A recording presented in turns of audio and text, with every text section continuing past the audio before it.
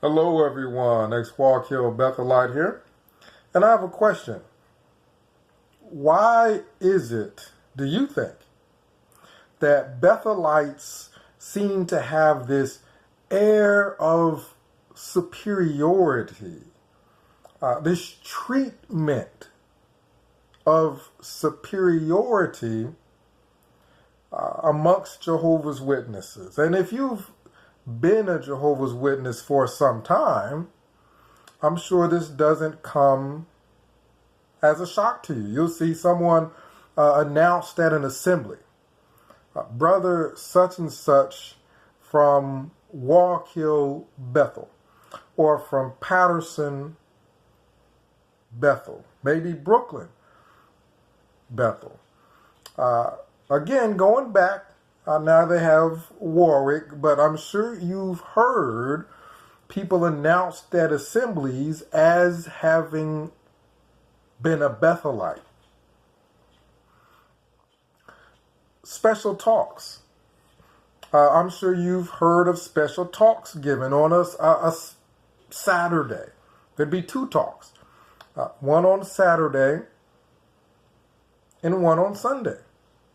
People would come from various congregations to hear someone give a talk on a Saturday, then come again Sunday. Who was this person?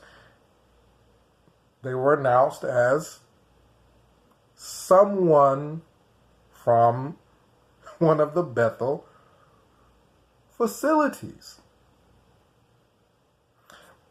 You have Bethelites that felt they were better than other people. Now, someone working at a shoe shop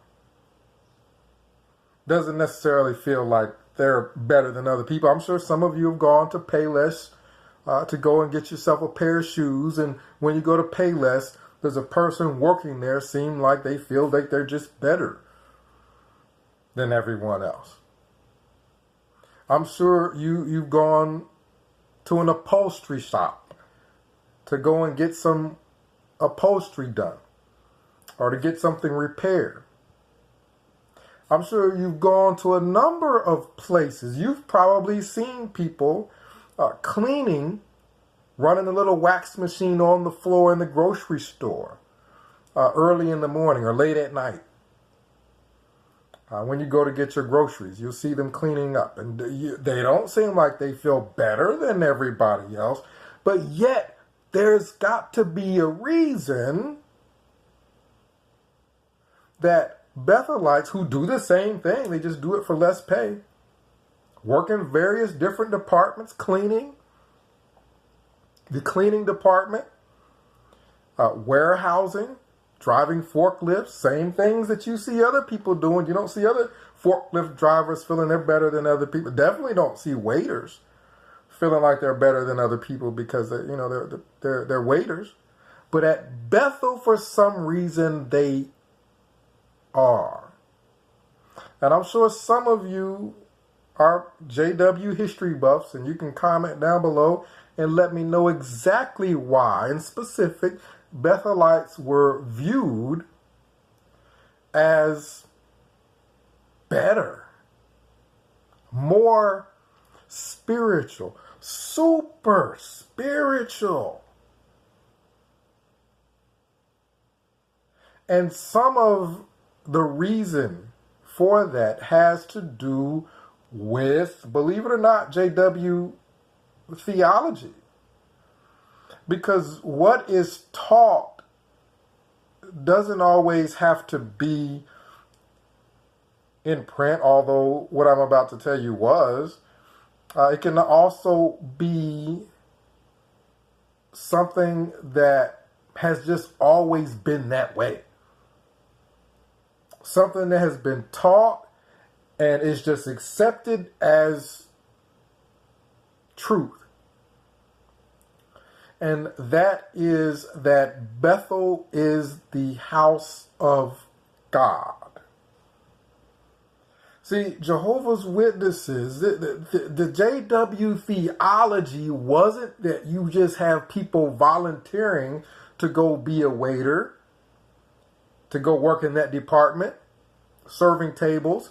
The JW theology wasn't just that you have people volunteering to work in the warehouse or to work in the infirmary or the slaughterhouse or the printery to print things. That wasn't JW theology. JW theology was that you were going to Bethel, which is the house of God. That this was a special place, that this is literally, quite literally. Come on now, this is JW theology. You guys know this. Quite literally exactly where God is focusing all his attention, at Bethel. So that waiter wasn't really just a waiter. This waiter was in God's house. This waiter worked directly for God in doing that assignment. The person that worked in the slaughterhouse or the warehouse, they worked directly for God. Is that not true? Was that not JW theology? And it probably still is. So that is why a person who worked at a slaughterhouse at Wallkill, I worked in a slaughterhouse for a period of time at Wallkill. That's why a person that worked in a slaughterhouse could be announced at an assembly and give a speech in front of everyone, or be announced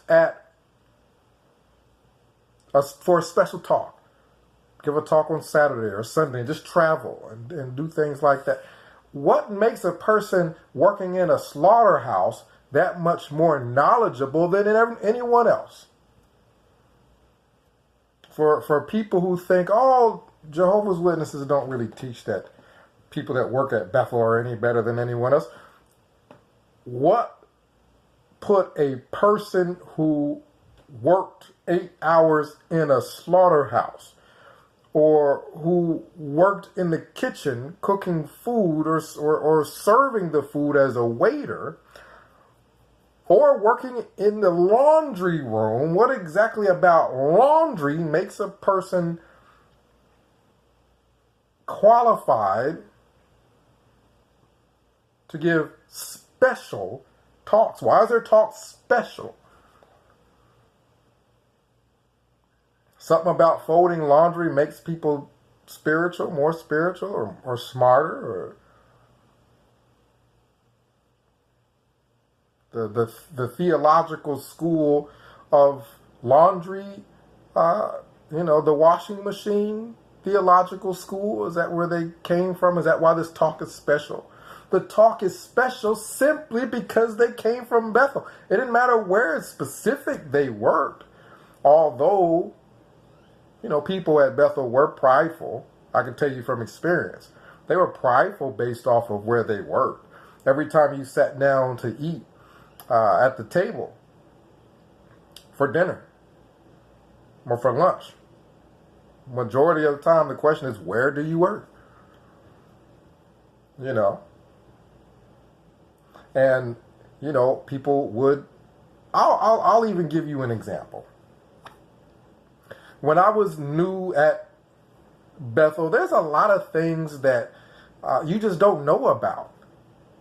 Because, come on, there's only so much about Bethel that people are taught, other than that it's the house of God, that you are just mega spiritual if you're a Bethelite. Other than that, people don't really know a whole lot about Bethel. So there was going to be a special talk given. And I'm looking forward to this talk. If you ask people that knew me back then, they would pretty much say that, yeah, Marcus was spiritual. He was into talks and study and things like that. So I was really looking forward to this special talk that was going to be given.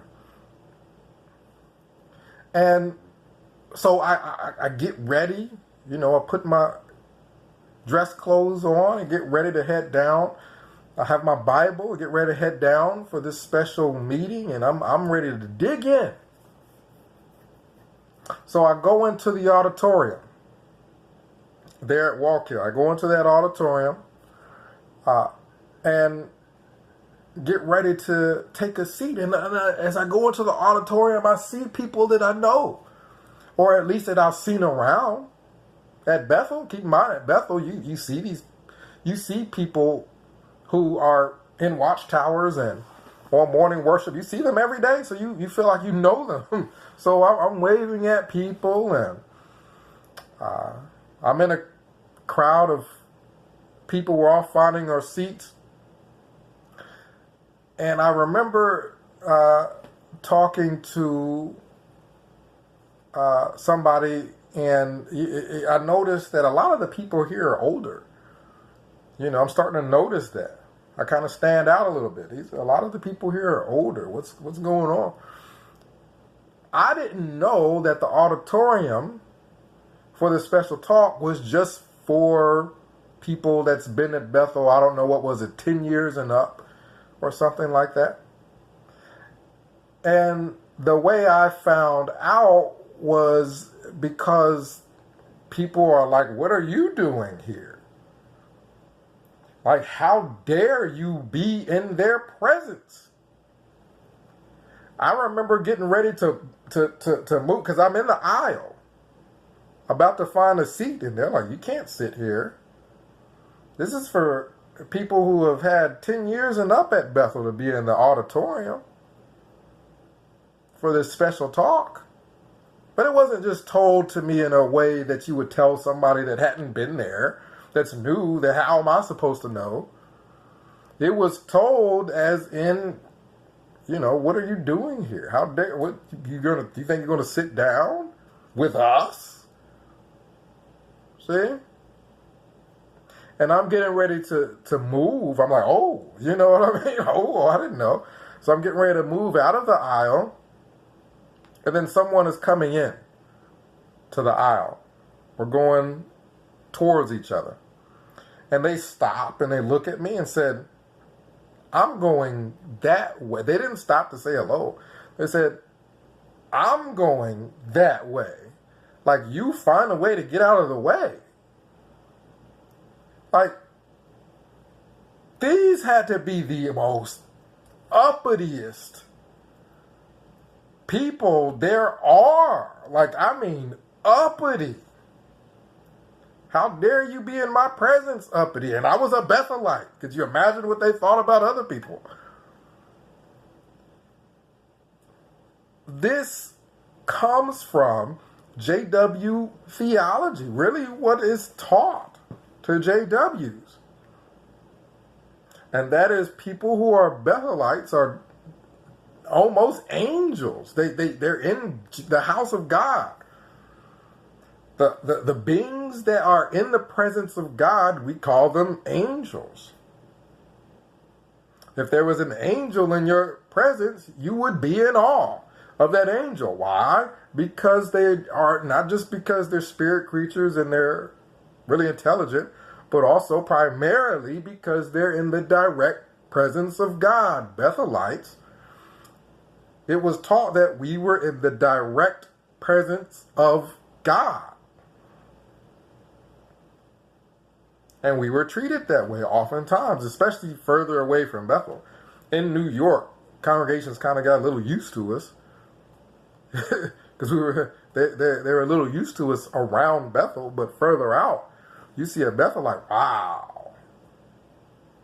Doesn't even matter specifically where they work.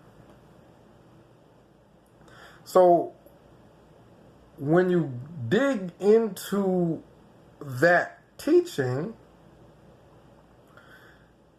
that is not something that is Christian. Christian is trying to be like Christ. Being Christ-like, following in the steps that Jesus followed. people at Bethel are being like the Pharisees, the scribes and the Pharisees, that want, they want to be lofty. They want to go to Bethel in order to have prominence.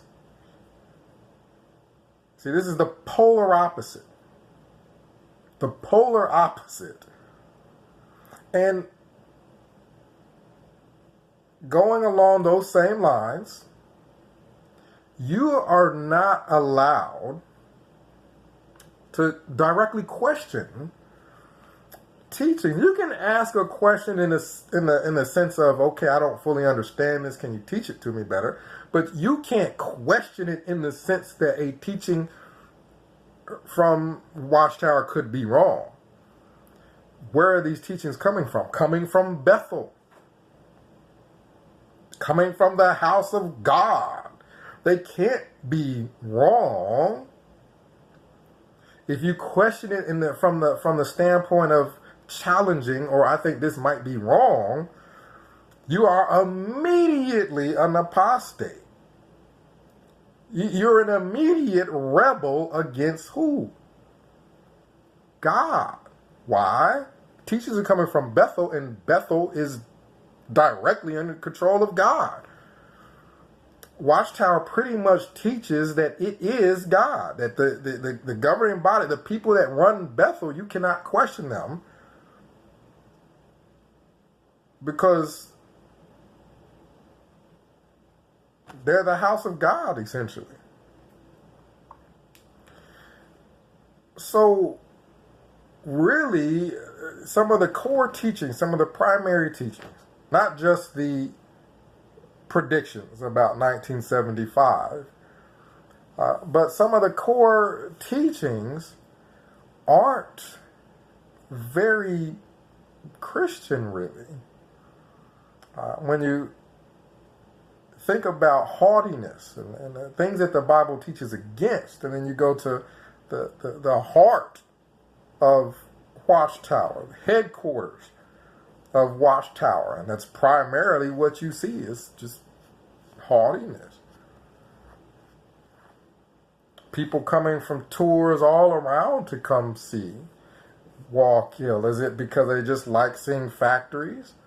Is it because they just like to see, basic things that you can see in any other place of employment? No, it's because they were taught something. They were taught that this was directly under control of God. They're getting a glimpse of what the new world is going to look like. See, so when we really think about it, Watchtower, this Bethel, this structure, Bethel was erected to usurp and take over for God. And it's been successful amongst a group of people that call themselves Jehovah's Witnesses. This false god, this idol, has successfully usurped God in the place of put itself in the place of God amongst Jehovah's Witnesses. They cannot question it, or they are cast out. They're disfellowshipped as apostates if they question something coming from Bethel. We all know that. So this is something that we know is not of God, because God is not going to approve of anything being set up as that much of an idol and something that it receives that much adoration. Bethel receives so much adoration from people all around. People visit from other countries just to see it because of what they've been told about it. The structure has been erected, and it is the new house of God.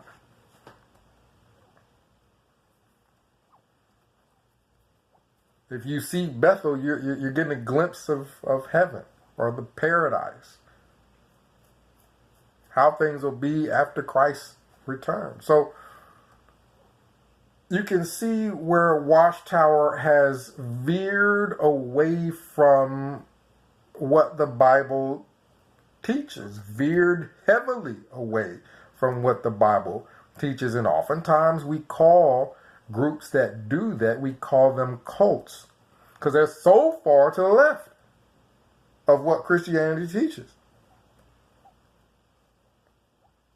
So Jehovah's Witnesses are self-appointed, for one. They just took the title. And the people that are in charge, they are also self-appointed themselves as being the household of God. They just took the title. They built a building and just named it that. So comment down below and let me know what you think about that. And if you remember, how Bethelites were treated as just being better than everybody else. Even though they didn't really do anything necessarily other than they just, they worked and they didn't get paid for what they did. But other than that, they didn't really do anything spectacular, really. So let me know what you think in the comments section down below. It's interesting that Watchtower teaches these things, but I remember being a part again of them that huge layoff from Bethel, or you could call it what Watchtower likes to call it, the reassigning away from Bethel, which was really just a lot of people being just told to leave. Some people may have gotten a reassignment, but most of us probably just told to leave. As lofty as Bethelites are propped up, Watchtower would toss them to the side like they were nothing, really. You've worked for us for 4 years and, you haven't received any pay or anything. You're pretty much totally just reliant on Watchtower. Okay, well, we'll just toss you out. So many things that Watchtower does is just unheard of. And I completely understand people, thinking that, well, everybody can't be there forever. Well, then that is something that people should have been told, because we know that they were told that it was the closest thing to heaven, right? If that's a teaching, and we all remember that it was the house of God. If people were taught that it was the house of God, people were also taught that that was going to be their new career, that they weren't going to leave. You see? So Watchtower has to be held to the standard of at least keeping its word, whether people feel like Bethelites should have expected for it to be their long-term home or not. That's what Watchtower said it was going to be. There were temporary workers at Bethel. They understood that their assignment was temporary. And then there was regular Bethelites, and it was never taught that that was temporary. It was taught that that should have been their goal to be their permanent assignment. So Watchtower, they teach things and then they don't follow through. They teach things and then they don't follow through. But nobody can question Watchtower because Jehovah's Witnesses virtually worship it. That is God. That is what cannot be questioned. So again, 937-789-4029. We'll try to discuss things. Walk Your Bethelite signing out.